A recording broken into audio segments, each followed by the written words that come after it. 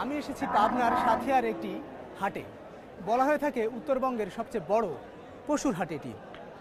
সাপ্তাহিক এবং নিয়মিত হলেও এই হাটটিতে এখন যে পশু উঠেছে সেগুলো অধিকাংশই আগামী কোরবানি ঈদকে সামনে রেখে, এবং ব্যবসায়ীরা বলছেন এখান থেকে পশু সংগ্রহ করে আগামীতে যে বড় হাটগুলো বসবে বাংলাদেশের বিভিন্ন জায়গায়, সেখানেই এগুলোকে নিয়ে যাওয়া হবে। পশুর হাটে ঈদ কেন্দ্রিক ব্যবসায়ীদের ভিড় লক্ষণীয়। এখন গরু কিনে কয়েকদিন পরেই কোরবানির হাটে তুলবেন তারা। কিন্তু মৌসুমি ব্যবসায়ীদের বিরুদ্ধে গুরুতর অভিযোগ হলো গরু মোটাতাজা করতে মাত্রাতিরিক্ত এবং ক্ষতিকর ওষুধ খাওয়ানোর।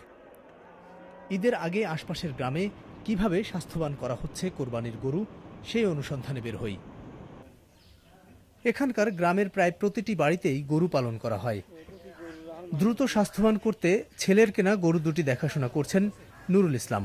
সরল বিশ্বাসেই বললেন, নিয়মিত খাবারের সঙ্গে প্রতিদিন স্টেরয়েড জাতীয় ওষুধ দেওয়া হচ্ছে গরু দুটিকে। সকালে 2টা খাই, বিকেলে 2টা খাই। কিসের সঙ্গে? ওই খোল ভুষির সাথে মিশে। প্লাস্টিকের একটা বালতি আছে, ওই 1 বালতি পানি দিই আর 1 বালতি ওই সব মিক্সচার দিই, দিয়ে এই 2টা বড়ি দিয়ে লবণ দিয়ে মা খাওয়া দিই। সেগুলো খাওয়ালে ক্ষতি হবে কিনা এটা কিছু বললেন? ওটা আমার করে নেই, জানি না, লেখাপড়া জানিস না। এ বাড়িতে 8টি ষাঁড়ের দেখাশোনা করছেন খলিল। বললেন, প্রতিটি গরুর পেছনে দৈনিক খাবার খরচ 3 থেকে 400 টাকা। গরুর খাবারের ঘরে দেখা গেল নানা রকম ওষুধ। খলিল বললেন, চিকিৎসকদের পরামর্শ মেনেই এগুলো খাবারের সঙ্গে মেশানো হয়। প্রাণী সম্পদ কর্মকর্তারা এসব ওষুধকে রুচিবর্ধক এবং নিরাপদ বলছেন, কিন্তু স্বাস্থ্যবান গরুকে মাত্রাতিরিক্ত এ ধরনের ওষুধ খাওয়ানো ক্ষতিকর বলে মনে করেন কেউ কেউ। স্টেরয়েড ব্যবহার করে আমরা প্রাণীকুলকে নষ্ট করতেছি, নিজের স্বাস্থ্য নিজেরা নষ্ট করতেছি, এবং ইট ইজ অ্যালার্মিং। এগুলি আপনার যেই মাত্রাতে গবাদি পশুতে প্রয়োগ করা হয় সেটা মাত্রাতিরিক্ত হারে প্রয়োগ করা হয় এবং তার বডি টিস্যুতে এগুলি জমে থেকে যায়। এটাই হলো মারাত্মক, যে এটা ক্যান্সার হয়ে যায়। ইট কুড বি, আপনার এই যে বললাম যে আপনার রেনাল ফেলিউর হতে পারে, হার্ট ফেলিউর হতে পারে, লাংস, অনেক কিছু এগুলো মানুষের হতে পারে, ইনক্লুডিং তার কিডনি ফেলিউর, আপনার লিভার টক্সিকোসিস, লিভার সিরোসিস ইত্যাদি অনেক জাতীয় রোগ আপনার সৃষ্টি করতে পারে। শুষ্ক মৌসুমে যে মাঠে গরু চড়ানো হয় সেখানেই এখন বর্ষার পানিতে তলানো। গরুর খামার দেখতে নৌযানে করে আরেকটি গ্রামে যাই। সিরাজগঞ্জের শাহজাদপুর উপজেলাকে বলা হয় প্রাণী সম্পদের রাজধানী। শুধু এই উপজেলাতেই এ ধরনের 4000-এর মতো গরুর খামার রয়েছে। এসব খামারে প্রতি বছর কোরবানি ঈদকে সামনে রেখে গরু মোটাতাজাকরণ করা হয়। বিষাক্ত ওষুধের প্রয়োগের প্রশ্নে খামারিরা দুষলেন মৌসুমি ব্যবসায়ীদের।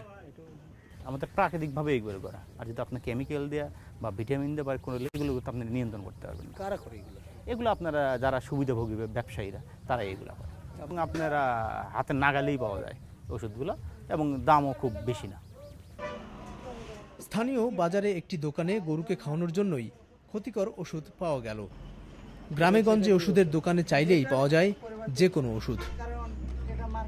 পর্যাপ্ত মাঠকর্মী না থাকায় ক্ষতিকর ওষুধের প্রয়োগ বন্ধে নিবিড় পর্যবেক্ষণ সম্ভব হচ্ছে না।